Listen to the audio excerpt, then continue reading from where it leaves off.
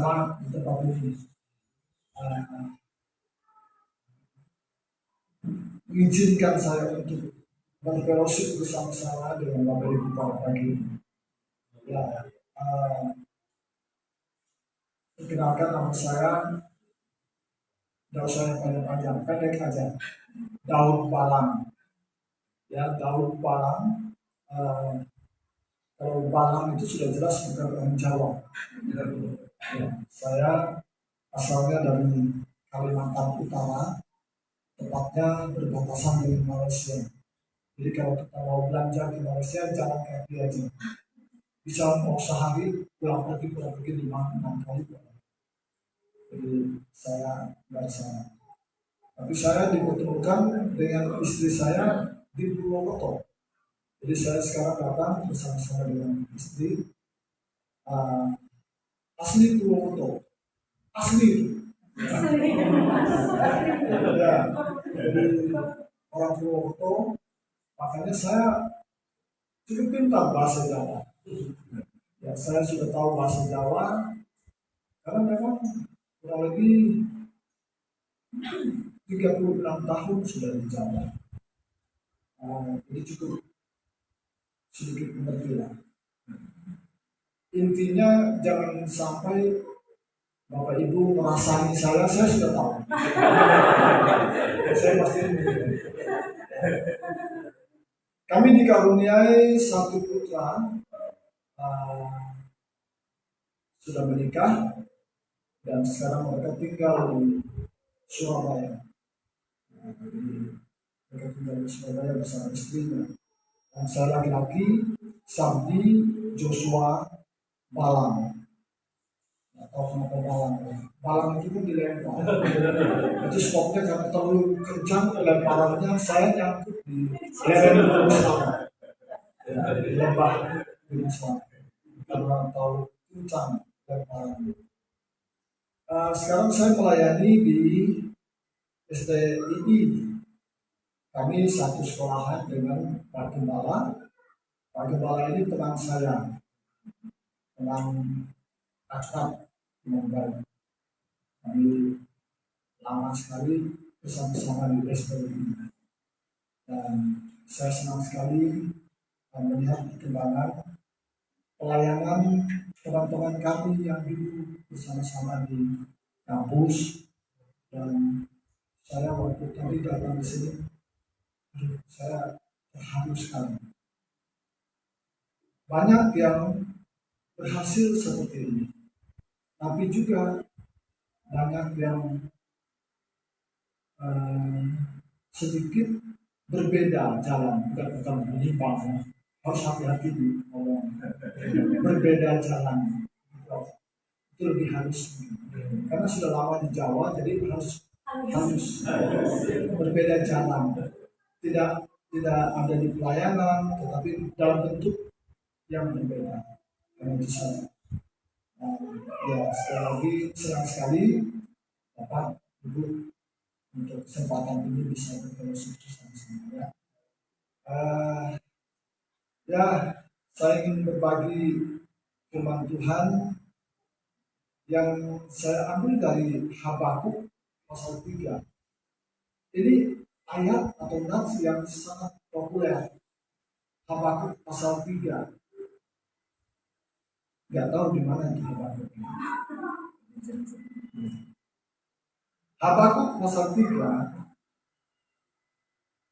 ayat 17 sampai 19. Ayat 17 sampai 19. Habakuk 3 ayat 17 sampai 19. Kita simak pembacaan ini. Sekalipun pohon ara tidak berbunga, pohon anggur tidak berbuah, hasil pohon zaitun mengecewakan, sekalipun ladang-ladang tidak menghasilkan bahan makanan, kambing domba terhalau dari kurungan, dan tidak ada lembu sapi dalam kandang. Namun aku akan bersorak-sorak di dalam Tuhan. Beria-ria di dalam Allah yang menyelamatkan aku. Allah Tuhanku itu kekuatanku. Ia membuat kakiku seperti kaki rusa. Ia membiarkan aku berjejak di bukit-bukitku. Amin.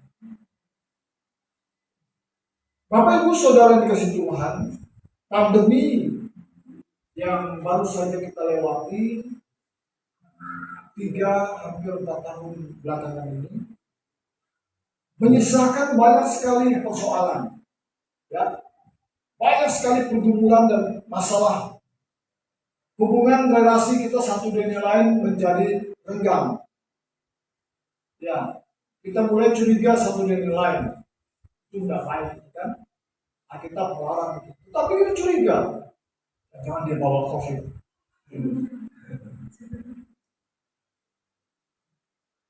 Itu sebabnya kenapa kita kemana-mana selalu pakai masker.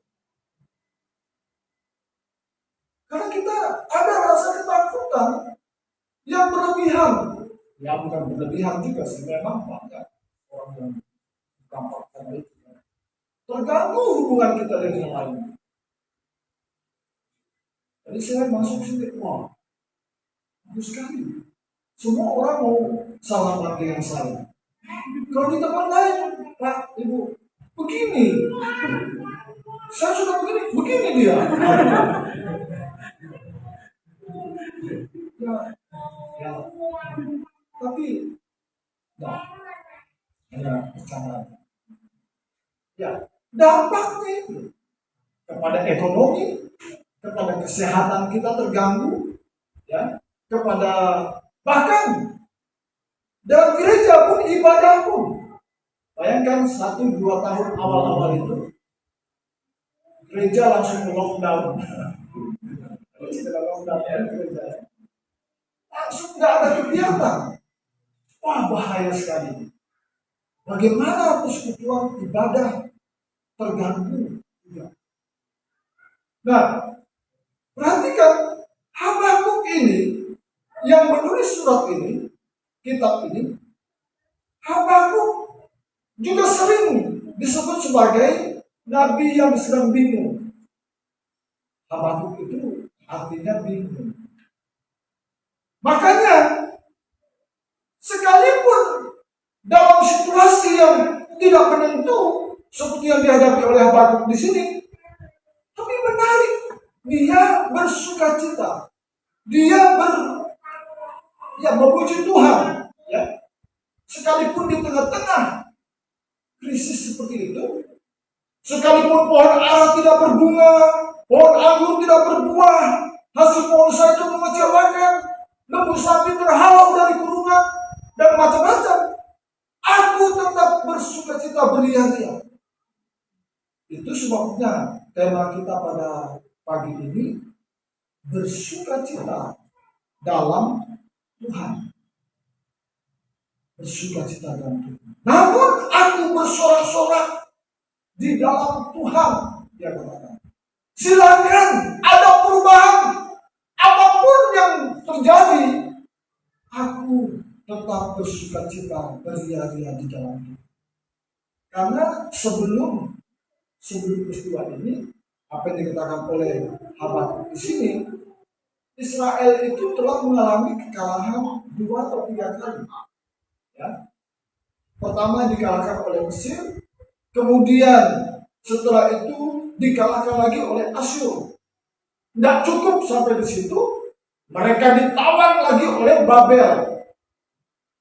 Ini keadaan yang tidak menyenangkan, tidak mengenakan bagi orang Israel pada waktu itu. Kemudian ditawanlah orang-orang Israel itu, 1000-an orang ditawan ke Babel. Nah, bersyukurnya Habakuk masih selamat dari ancaman itu. Di tengah-tengah seperti itu, dia melihat bagaimana pertolongan Tuhan, pemeliharaan Tuhan terjadi dalam kehidupannya. Ini menarik. Bagaimana kita di tengah-tengah situasi yang tidak nyaman, di tengah-tengah situasi yang tidak jelas seperti sekarang, kita harus tetap, kata firman Tuhan, bersuka cita di dalam Tuhan. Bagaimana kita dapat bersuka cita di dalam Tuhan? Ada 3 hal yang kita pelajari. Yang pertama kita lihat di dalam ayat yang ke-18 itu. Namun aku akan bersorak-sorak di dalam Tuhan. Namun aku akan bersorak-sorak di dalam Tuhan. Yang pertama adalah bagaimana kita dapat bersuka cita di dalam Tuhan. Sukacita itu dibangun di atas dasar iman, bukan karena keadaan, bukan karena apa yang kita alami, kita nikmati, tapi sukacita di dalam iman. Dalam iman. Perhatikan, namun aku akan, belum, tapi aku akan bersorak-sorak di dalam Tuhan. Habakuk melihat kondisi yang menyedihkan. Ayat yang ke-17 itu. Pohon ara tidak berbunga lagi. Pohon anggur sudah tidak berbuah. Hasil pohon zaitun mengecewakan. Bapak Ibu, di Israel itu hampir semua orang, semua rumah pasti punya menanam pohon namanya pohon zaitun. Kalau pohon kurma itu begini kayak pohon kelapa itu. Tapi kalau pohon zaitun, semua rumah, entah itu satu pohon di depan ada lahan kosong sedikit, pasti ditanam pohon zaitun. Kalau kiri kanan kosong, ya tanam, bisa tanam berapa? 2 atau 3 pohon. Sebab kenapa? Sebab dari pohon zaitun itu harapan. Begitu pohon zaitunnya bertunas, mulai berbunga, wah ini ada harapan. Itu memberikan pengharapan. Tapi kita lihat di sini dikatakan pohon zaitun mengecewakan, bahkan ladang-ladang tidak menghasilkan bahan makanan. Karena kenapa? Orang-orang Babel pada waktu itu bukan hanya penjara, tetapi juga mereka membakar ladang-ladang milik orang Israel, sehingga pohon ara, anggur, zaitun, tumbuh-tumbuhan lain punah dan tidak ada harapan apa. Sudah tidak ada harapan. Tapi menarik, Habakuk katakan, namun aku akan bersorak-sorak. Kalau orang tidak punya pandangan iman, kalau kita nggak punya mata iman untuk melihat ke depan, maka nggak mungkin kita bisa bertahan. Tidak mungkin kita akan bisa melihat peluang. Kita membutuhkan mata iman. Hidup dalam iman. Iman itu apa sih? Seperti begini, seperti Bapak Ibu datang tadi kan, datang ibadah ini. Pernah bertanya enggak kepada kursi itu? Kursi, kamu kuat enggak kalau saya dudukinnya? Dan ada yang bertanya begitu ya. Langsung aja duduk. Sepenuh hidup ini diletakkan, ditaruh sepenuhnya kepada kursi itu. Iman percaya itu seperti itu. Sama halnya kita bersandar kepada tembok. Tidak pernah kita tembok, kamu kuat nggak kalau saya sandarin? Tidak ada. Sepenuhnya hidup kita letakkan kepada Tuhan. Tanpa ragu-ragu, tanpa khawatir, tanpa takut. Kita letakkan Nah, ini yang Tuhan mau. Jalani hidup ini dengan iman, dengan percaya penuh kepada Dia. Maka iman itu yang melihat jauh. Ini yang Tuhan mau. Ya. Melihat dalam perspektif iman itu. Mampu melihat bahwa ada peluang. Ada peluang. Tadi saya sudah sampaikan di awal, pandemi ini dampaknya kepada kita bagaimana? Kepada usaha bagaimana? Ya. Kepada pekerjaan macam apa? Tapi sebagai orang percaya, mampu melihat dalam pandangan iman bahwa ada peluang dan pemulihan yang Tuhan akan nyatakan. Amin. Dalam kehidupan kita, dalam keluarga kita, dalam pekerjaan kita, dalam usaha kita. Jalani dalam perspektif iman. Itu sebabnya. Coba lihat sebentar pasal 2, Habakuk, masih Habakuk, pasal 2 ayat yang keempat. Apa yang dia katakan di situ? Pasal 2 ayat yang keempat. Sesungguhnya orang yang membusukkan dada, ya sombongnya, tidak lurus hatinya. Dia kontraskan ini. Tetapi, nah itu dia kontraskan. Orang yang benar itu akan hidup oleh percaya. Itu dia. Tapi orang yang benar akan hidup oleh percaya.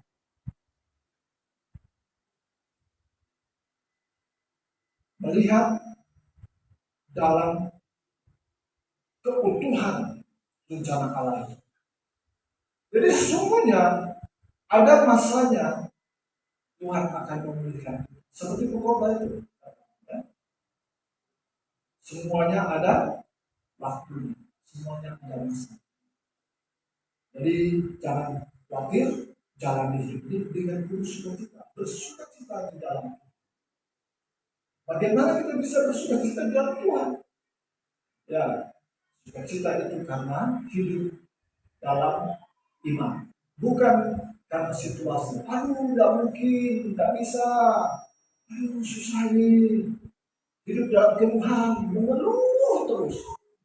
Jadi tidak ada semangat hidupnya, tidak ada penyerahan, tidak ada iman dan percaya kepada Tuhan. Menjaga imannya. Tidak boleh, ya, tapi harus hidup dalam keyakinan. Nah, yang kedua,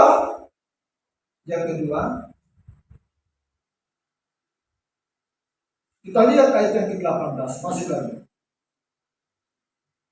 Namun aku akan bersorak-sorak di dalam Tuhan. Kemudian yang kedua, 18b, beria-ria di dalam Allah yang menyelamatkan aku. Beria-ria dalam Allah yang menyelamatkan aku. Yang kedua adalah sukacita karena Tuhan yang memelihara. Beria-ria di dalam Allah yang menyelamatkan. Kita lihat di bagian ini, jelas sekali bahwa Habakuk itu adalah saksi sejarah ketika Raja Nebukadnezar dari Babel berperang untuk menaklukkan Yehuda pada zaman Raja Yoyakim. Dan bagaimana kawan-kawan dari Habakuk ini, orang-orang di Yehuda, kurang lebih 10.000 orang ditawan dari penduduk Yerusalem itu, dibawa dan ditawan ke Babel. Dan bahkan perkakas-perkakas dari rumah Allah itu, bait Allah itu, mereka jauh. Seperti dalam 2 Raja-Raja dipisahkan. Tapi Habakuk bersyukur. Dia bersyukur bersyukur kepada Tuhan bahwa dia lolos dari ancaman. Dia selamat dan tidak tewas dalam penyerangan Babel. Dalam perspektif iman, Habakuk melihat bahwa Allah itu bukan hanya Allah yang memberikan keselamatan secara fisik kepada dia, melainkan juga keselamatan jiwanya. Bukan hanya keselamatan dari ancaman kematian, tapi juga jiwanya. Dia katakan di situ, kita lihat di sini. Ya. Jadi bagi Habakuk, keadaan ladang, keadaan kandang, keadaan kota, bangsanya, semua menyedihkan. Semuanya sudah tidak ada harapan lagi. Tapi kita lihat Habakuk, dia katakan di sini, tetap bersukacita karena Tuhan yang memelihara dan menjaga. Nah, ya, ketika kita dengan iman melihat, yang pertama tadi ya, ketika kita mampu melihat dengan pandangan iman, menjalani hidup ini dengan pandangan iman, bahwa kita umat yang telah diselamatkan dan Tuhan akan memelihara kita juga. Tetap bersukacita di balik itu. Bapak Ibu, saudara kasih Tuhan, pada zaman sekarang seperti apa yang saya katakan di awal tadi, banyak orang bersukacita hanya karena keadaannya, karena situasi yang dia hadapi. Ya? Karena apa yang dilihat dan dinikmati, dilihat oleh kasat mata. Karena mungkin keberhasilannya, orang bersukacita. Karena mungkin harta bendanya, karena mungkin kesehatannya, status sosial yang baik, mungkin popularitas, atau apa saja. Tidak salah, tidak salah. Ya. Tapi sukacita yang dibangun oleh faktor-faktor lahiriah seperti itu hanya bersifat sebentar. Semuanya tidak bertahan lama. Firman Tuhan menjelaskan kepada kita bahwa kita adalah anak-anak Allah. Ya? Allah itu adalah Bapa kita. Kita adalah ahli waris kerajaan surga. Kita telah diselamatkan oleh Allah berdasarkan iman percaya kita kepada Kristus. Ini semuanya adalah anugerah dan berkat-berkat yang tidak bisa kita bandingkan, kita tandingkan, kita sejajarkan dengan hal-hal lahiriah tadi. Oleh karena itu, kekayaan rohani ini, status kita sebagai orang-orang percaya, sebagai anak-anak Allah yang sudah diselamatkan oleh kasih karunia anugerah oleh Allah itu, dan kita mendapatkan sebagai ahli waris kerajaan Allah dan surga. Ini yang harusnya membuat kita lebih berbahagia. Karena itulah maka Tuhan menjaga, memelihara kita sebagai anak-anak. Kalau kita sebut dia adalah Bapa kita, ya, seperti yang Tuhan Yesus ajarkan juga ya di dalam doa itu kepada murid-muridnya. Karena itu, kalau kalian berdoalah seperti ini. Bapa kami yang di surga, Bapa kami yang di surga. Kita menyapa dia sebagai Bapa. Kita adalah anak. Kalau Bapa Allah itu Bapa kita, kita ini anak, maka percayalah dia menjaga dan memelihara. Ya? Dia memelihara dalam kasihnya, dalam anugerahnya, dalam berkat-berkatnya juga. Karena itu jalani. Memang kita masih tinggal di dunia ini, tapi Tuhan mau supaya jalani hidup ini dengan percaya, dengan sukacita, bahwa Dia yang menjaga dan memelihara kita. Mencukupkan apa yang kita perlukan. Kadang-kadang tidak perlu. Kadang-kadang sulit untuk memahaminya dan melihatnya dengan sudut pandang mata jasmani. Apa yang tidak pernah kita pikirkan, kita tidak pernah bayangkan, kita tidak pernah rencanakan, Tuhan berikan, Tuhan. Karena itu jalani hidup ini dengan bergantung kepada biarkan Dia yang akan memilih. Kita hanya diminta untuk setia kepada Dia, kan? Setialah kepada Dia. Teruslah mencari Dia. Bangunlah hubungan yang dekat dengan Dia. Bapak, Ibu, Saudara, hidup kita ini sederhana. Alkitab katakan itu. Ya, ingat baik-baik. Hidup kita ini sederhana. Seperti setitik air, setetes air di dalam timba.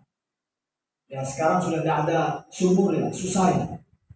Bapak Ibu di rumah pasti pakai ledeng semua. Wow. Zaman dulu kan kita, ya, dulu pelayanan kami di Purbalingga, di samping itu pakai sumur. Jadi kalau mau mandi, ya kerek sumur dulu. Ambil air, timba air dari sumur. Ya.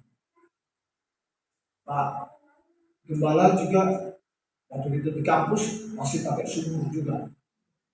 Dalamnya minta ampun itu. Yang saya perhatikan menarik sekali. Gak pernah mereka begitu ngambil air di sana. Kan banyak tuh yang jatuh-jatuh kembali ke sana, ke dasar, ke sumur lagi. Aduh, ini tuh maksudnya bukan lagi. Cedok lagi pelan-pelan, tarik lagi, kocak lagi sedikit, jatuh lagi. Aduh, nurunin lagi, tidak ada. Kadang-kadang yang ditarik harus separuh. Kita nggak peduli lagi dia yang jatuh-jatuh itu.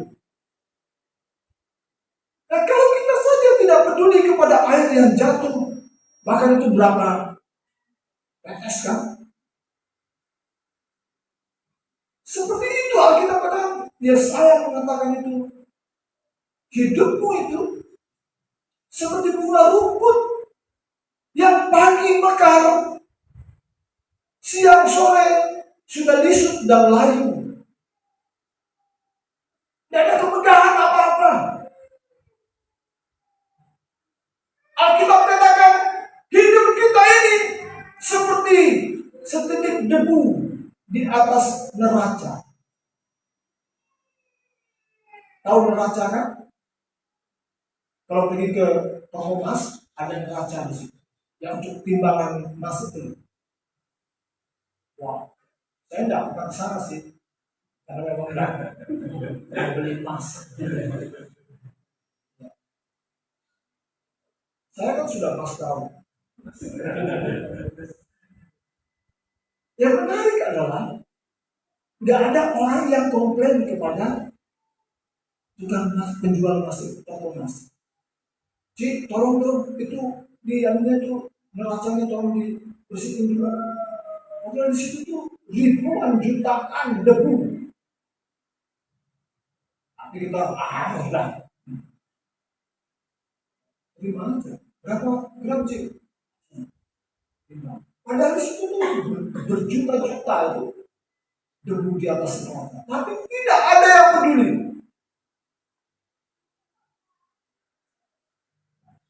Ada seorang astronot pada waktu dia menuju ke bulan,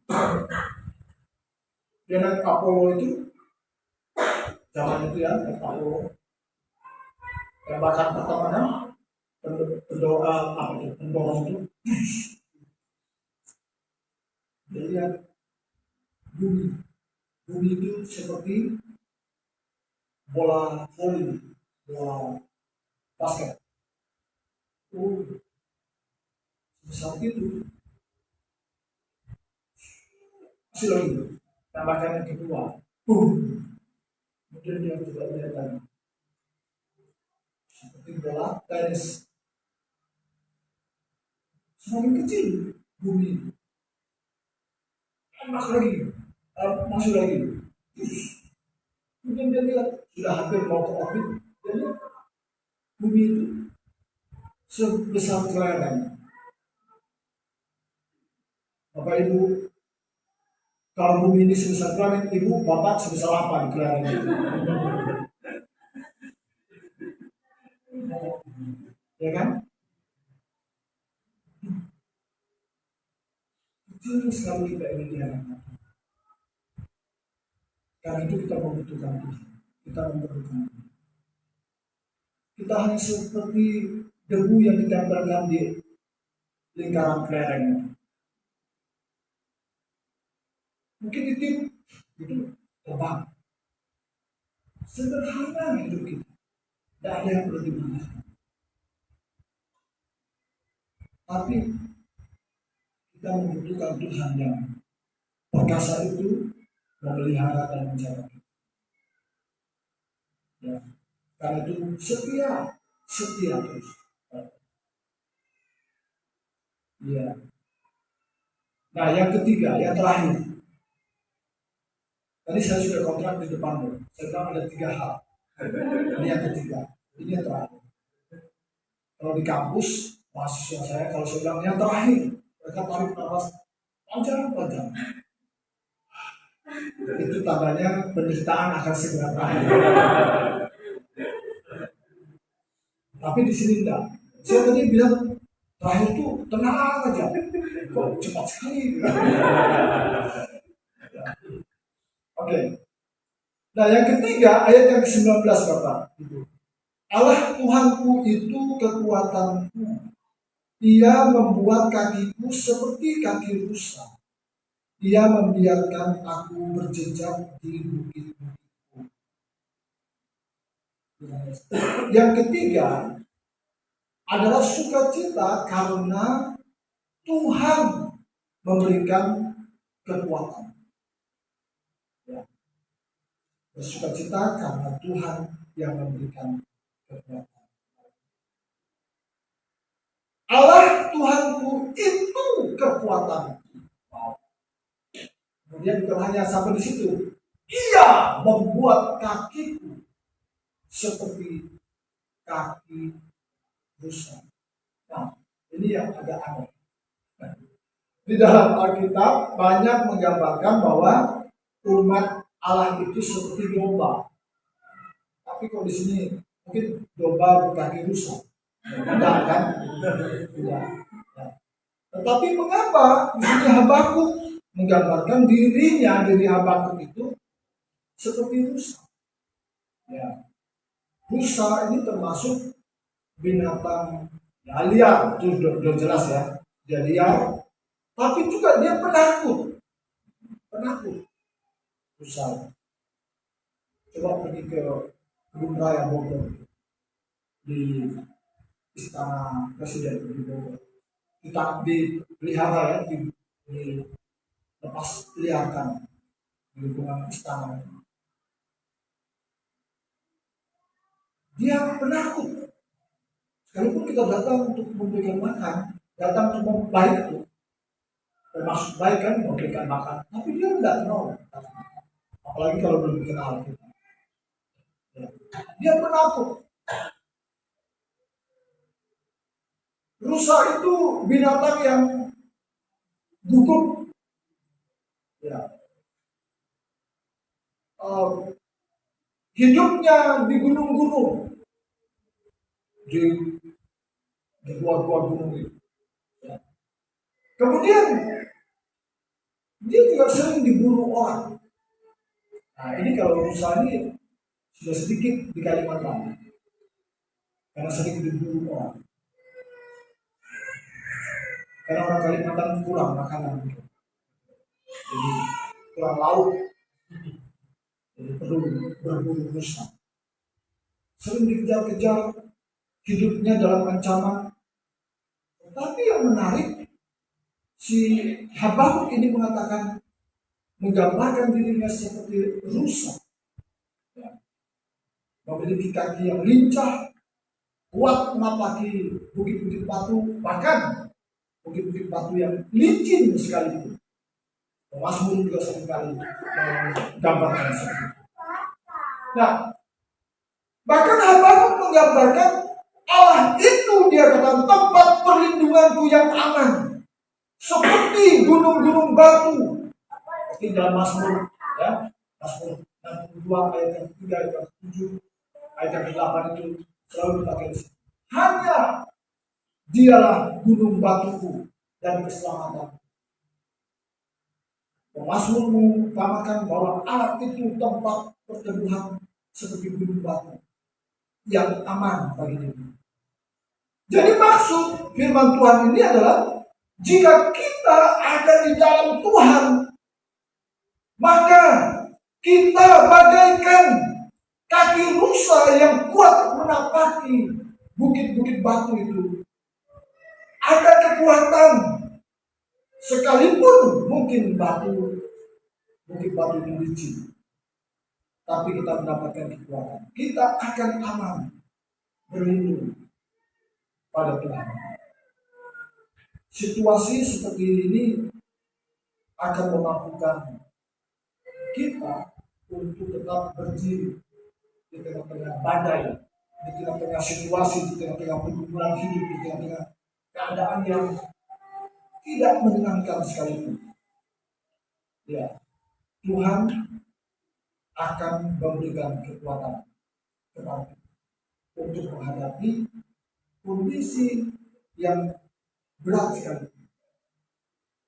Jadi melihat keadaan dan perubahan zaman seperti sekarang ini, Bapak Ibu, saudara kasih Tuhan, banyak orang menjadi bingung seperti Habakkuk, banyak orang menjadi takut, banyak orang menjadi khawatir, ya, sukacita menjadi tergantung kepada situasi ataupun bahkan hilang sukacitanya karena keadaan situasi kondisi yang sedang dihadapi.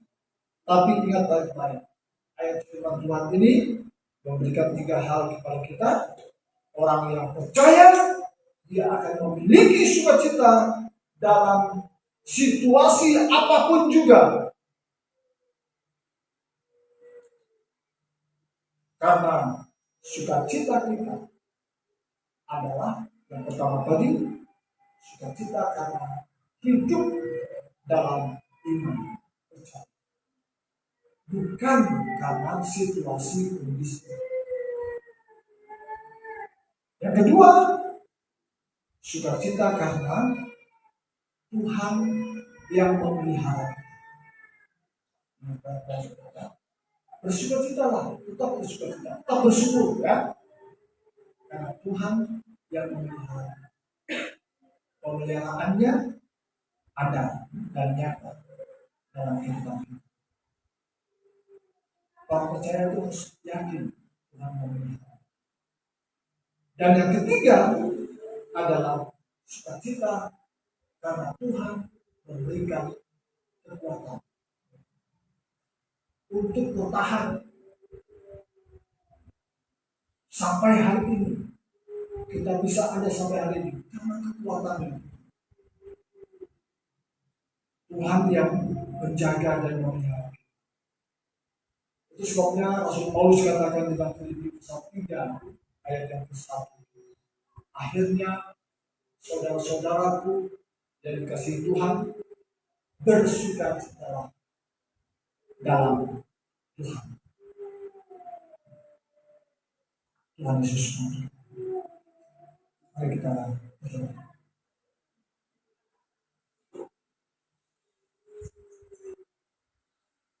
Bapa kami di dalam surga, kami bersyukur kepada-Mu ya Tuhan, untuk kesempatan pagi ini kami dapat merenungkan firman Tuhan. Mampukanlah kami untuk memahaminya, mengertinya, dan juga hidup di dalam firman Tuhan itu. Kadang-kadang karena situasi kondisi yang kami hadapi tidak sesuai dengan apa yang kami inginkan, membuat damai, membuat sukacita kami menjadi hilang.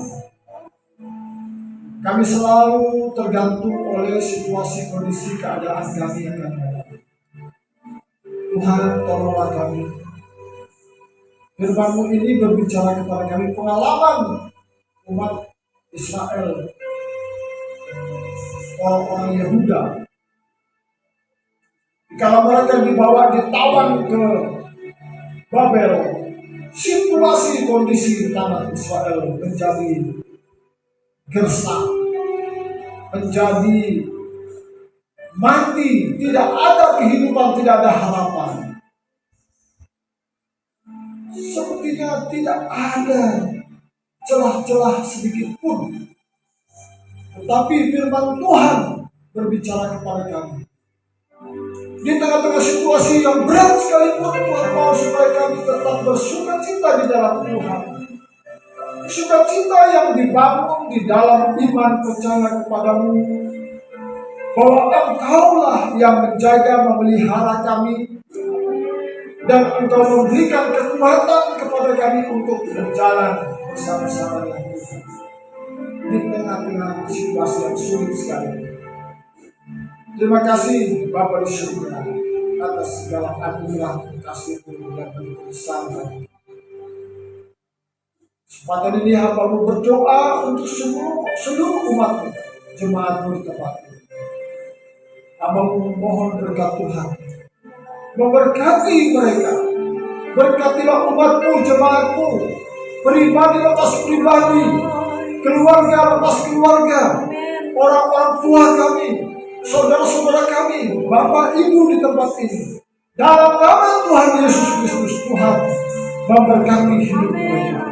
Berkati keluarga, berkati rumah tangga mereka, berkati pekerjaan dan usaha mereka, berkati pada masa tua mereka, diberkati anak-anak mereka yang sedang bertumbuh, yang sedang sekolah menuntut ilmu.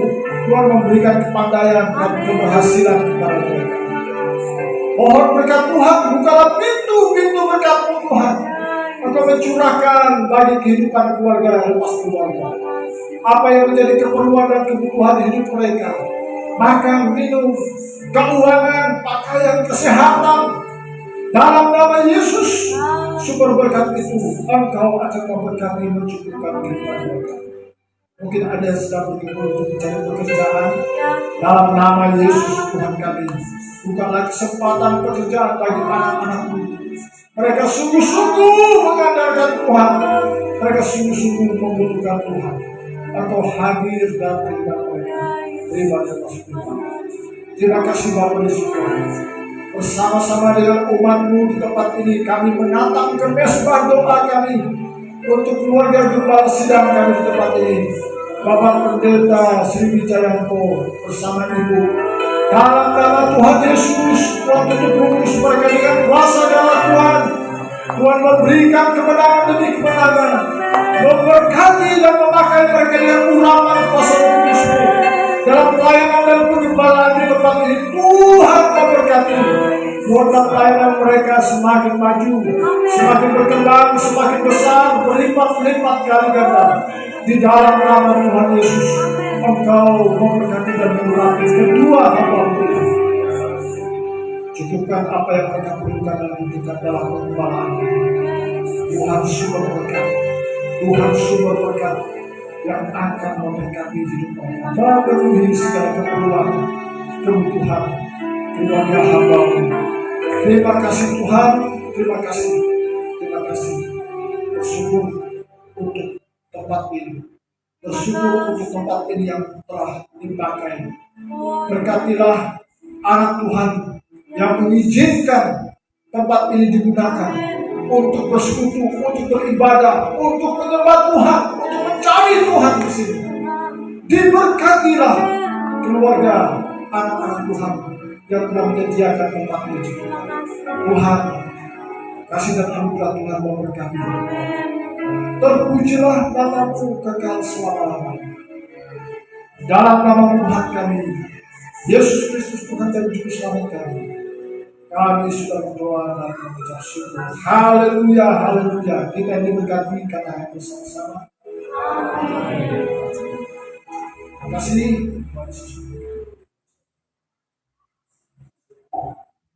Puji Tuhan, terima kasih untuk firman yang sudah dibagikan. Selamat malam, Tuhan Yesus memberkati. Puji Tuhan, semua diberkati oleh Tuhan lewat firman Tuhan. Amin. Puji Tuhan.